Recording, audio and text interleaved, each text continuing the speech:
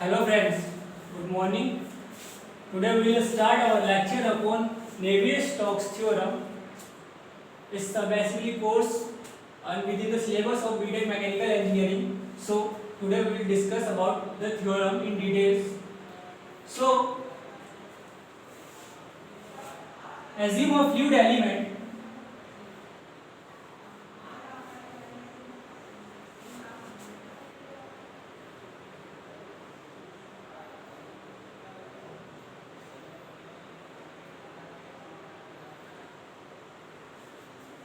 this is our fluid element. You can name this A, B, C, D, E, F, G, H. Now we have to assume the forces upon this fluid element because Navier-Stokes theorem states that the net force acting on the fluid element has been given by Fg plus Fp plus Fv equals to mass times acceleration. So x is a suffix which indicates the forces along with x direction, so I have chosen the x as the suffix. Friends, in Navier-Stokes theorem we have to focus upon three types of forces. First one is gravitational force, which is also known by body force. Second one is pressure force, and third one is viscous force, which is also known by shear stress. So before starting this theorem we have to label some forces within our fluid element. First I have to assume a pressure force which is acting upon the face of this fluid element A, B, C, D in right hand along the positive x-axis. Here I have taken a differential change in pressure P plus delta P by delta x times dx. Like this, I have to take all the pressure forces on the remaining faces. So bottom face I will take P, top face I will take along the y direction P plus delta P by del y times dy. Like that I have to take the forces which is behind the face, which is BCFG P, and in front of me the face AHED P plus delta P by delta Z times dz. And I have chosen the axis x, this one y, and this one is z for me. You can take according to your suitability. Right? Now I have choose the direction of velocity in x direction as u, direction of velocity as v along the y direction, and the direction of velocity w along the z axis. These are the velocity components. Now I have to write down all the forces one by one. First I will try to write down the pressure force along the x direction, which is P times force means pressure times area. The pressure force acting on the face A, B, C, D is P, and the area of the face is A, B, C, D. So I have to take this distance dx, this one dy, and the third one will be dz. So pressure times area will be this will become dy, and this will become dz. Right? So this will be dz, dy, and this will become dz. So you can also take according to your suitability. You can also change this. You can take this dy and you can take this dz. This will be easier for the calculation. So I have changed these parameters according to my. Now what will be the area of face ABCD? The area become dy times dz. P dy dz minus. Now, so what will be the pressure force on the face GH FE? It will become P plus delta P by delta x dx times area of the face dy dz dz. Now the term P dy dz is positive and the second term P dy dz from this bracket, ठीक है, will get cancelled and finally we will get the term delta P by delta x times dx dy dz. This will be our resultant pressure force along the x direction. Now we have to focus upon body force Fgx along the x direction. Here we will take the component of the body force which is known by, what will be the component of body force? Fbx is the component of the body force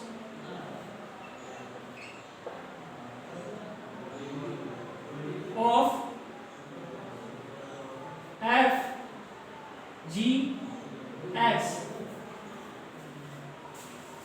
So what will be the component force of Fgx? Fbx. So Fbx times rho dx dy dz. Right? Like so, I have to take the shear force along x-axis. What will be the shear force and what will be its component? Its component will become the shear stress along x-axis times rho dx dy dz. Right? So F tau x is the component of Fbx. Fbx अब आ रहा है, देखो। हाँ ठीक है ना? ठीक है। Now we have to substitute the values for the net pressure force along the x direction, net gravitational body force along the x direction, and net shear force along the x direction in our initial equation, which has been written by Fgx plus Fpx plus Fbx equals to m times ax. So friends, I am going to substitute the values for the following in my initial equation. In place of body force, I will write down Fbx rho dx dy dz plus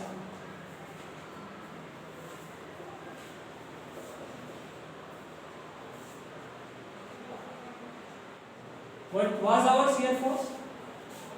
Shear force was F tau x rho dx dy dz equals to m times a x.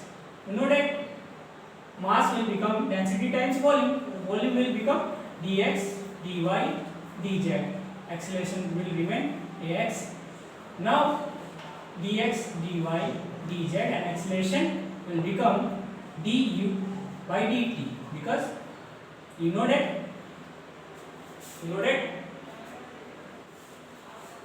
acceleration is changing velocity with respect to time. So I have to write down du by dt along the x direction, because we had already labeled the velocity component along the x direction is u. Like so. Now we have to divide the whole equation by rho dx dy dz.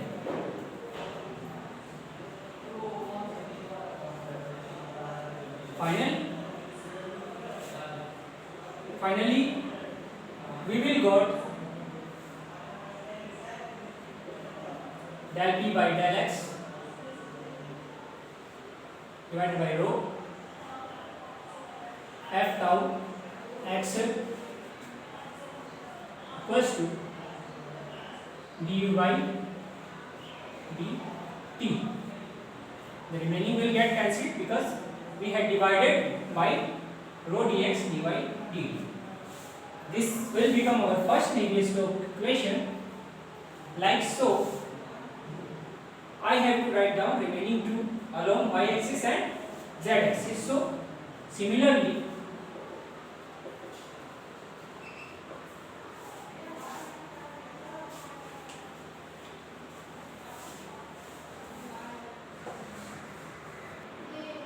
now we have to write down the remaining two equations for the Navier-Stokes in y direction and along with z direction. F b y minus delta p by rho delta y plus f tau y. Here we will take the velocity component in y direction. What was our velocity component in y direction? V. dv by dt.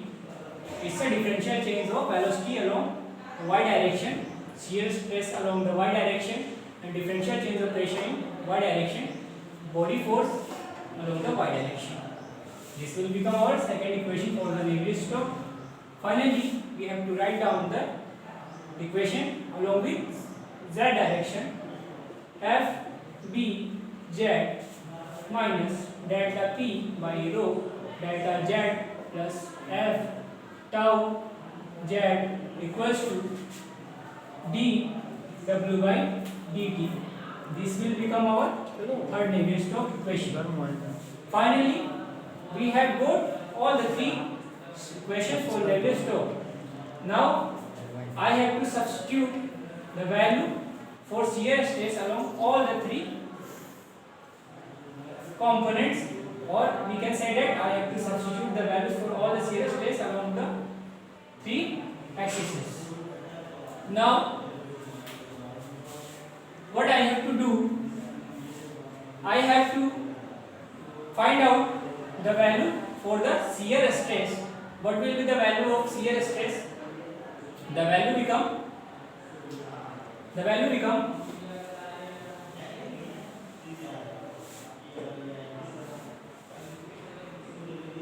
f tau x along the x-axis. You know that the Newton law for viscosity has been given by tau equals to mu del v by del x. This is our Newton's law for viscosity. Here we have to apply that law because viscosity plays important role for the shear stress. So we have to follow that particular equation. I have taken the shear stress value for this case upward, so it will be taken as negative, and for this case it will act downward, so it will be taken as positive.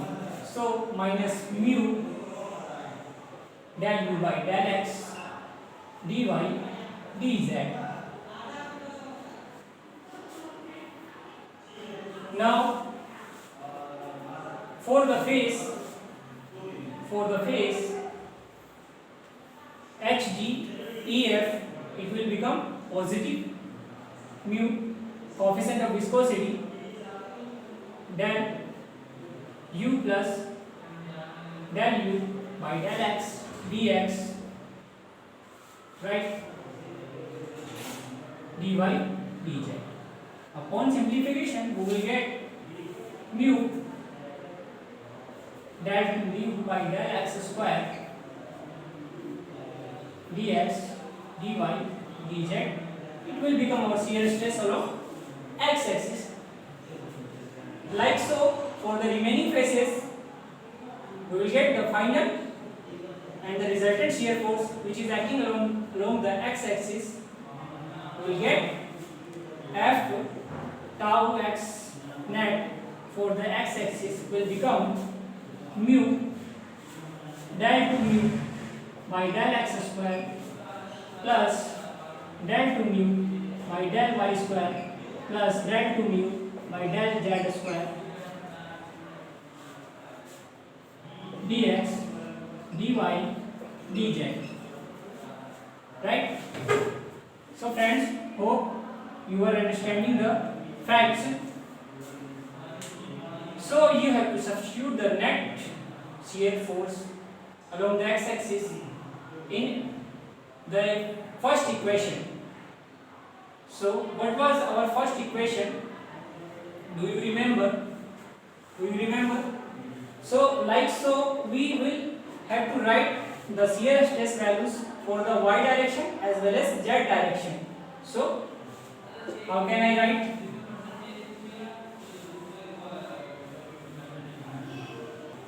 F tau y equals to, it will become mu del 2 mu by del y square. Sorry, we have to take this v because we are writing the equation along the y direction. So here we have to write down del x square plus del 2v del y square plus del 2v del z square dx dy dz. Similarly,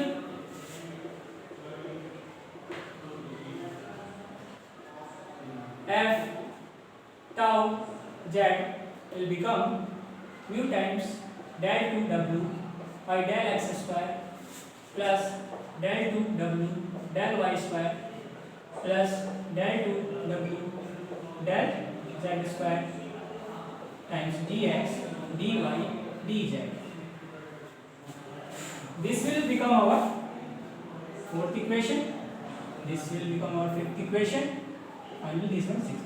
All the values for fourth, fifth, and sixth equations can be substituted in our previous equations, which were first, second, and third. Finally, we will get our final Navier-Stokes equation. Hope you all understand. So this was the topic regarding the Navier-Stokes equation. Thank you for your appreciation for our lecture. Have a nice day, friends. We will come along with our new lecture on Reynolds transport theorem.